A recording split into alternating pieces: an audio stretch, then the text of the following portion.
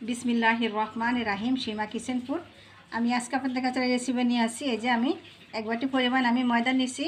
এটাতে আজকে আমি নিমকি বানাবো। এটাকে নিমকিও বলা যাবে, আবার সিম্পিটাও বলা যাবে আর কি। আপনারা আমার ফুল ভিডিও দেখুন যে আমি কিভাবে বানাচ্ছি।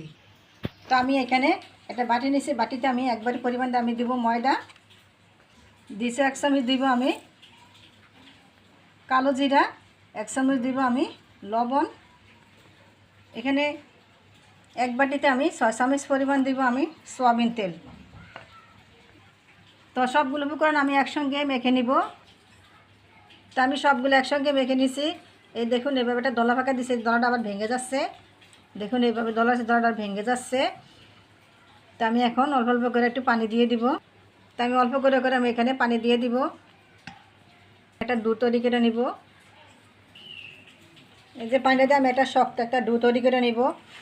দেখুন এইভাবে একদম সফট হবে। তো এটা আমি এই যে শক্ত একটা ডো তৈরি করে নিছি। এটা আমি আধা ঘন্টা যাবো তো আমি রেস্টে রেখে দিব। তো আমি ফিরে এলাম এই যে 15 মিনিট পরে। এখন আমি কয়টা লেচি কেটে নিব ছোট ছোট করে। তো আমি এই যে এভাবে যাতে রুটির মতন বানিয়ে নিব, রুটির মতন। তো এখানে আমি রুটির মতন বানিয়ে নিয়েছি। আর এই যে একটা ঢাকনা দিয়ে এখানে আমি একটা নিমকির শেপ করে দিয়ে নিব। এই যে নিমকির শেপ একবার এইভাবে দেখুন। আমি এই যে এইভাবে এগুলো সরিয়ে নিব আগে। এই যে তো আমি এইভাবে তাহলে আমি সবগুলো একদম সরিয়ে নিয়ে একটা বা একটা রাখবো। এই যে আমি এইভাবে সমান করে একটা এটা সমান করে বাস করে নিয়ে এভাবে দিব।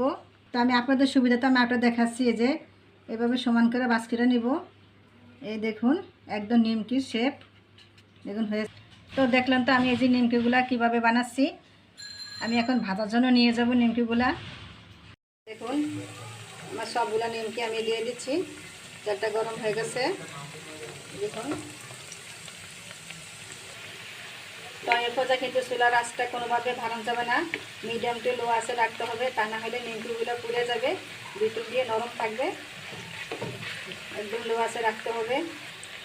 তো দেখেন এই যে ব্যাপার উল্টে দিতে হবে। তো আমার ভিডিও যদি ভালো লেগে থাকে আমার চ্যানেলটাকে লাইক কমেন্ট করুন। আপনারা আমার মতন এইভাবে খেয়ে আমাকে কমেন্ট করুন, সাবস্ক্রাইব করুন পরবর্তী ভিডিও পাওয়ার জন্য। তো দেখলেন তো আমার নিমকিগুলো হয়ে গেছে। এখন আমি সবগুলো নিমকি তুলে ফেলবো। একটা চামচের সাহায্যে সবগুলো নিমকি তুলে ফেলবো। তো আমার নিমকিটা হয়ে গেছে দেখেন, একদম খুব মচমচা। এই দেখুন কত মচমচা। আপনারা ইচ্ছা করলে এগুলা কাঁচের বয়মে 1 মাস সংগ্রহ করে খেতে পারবেন।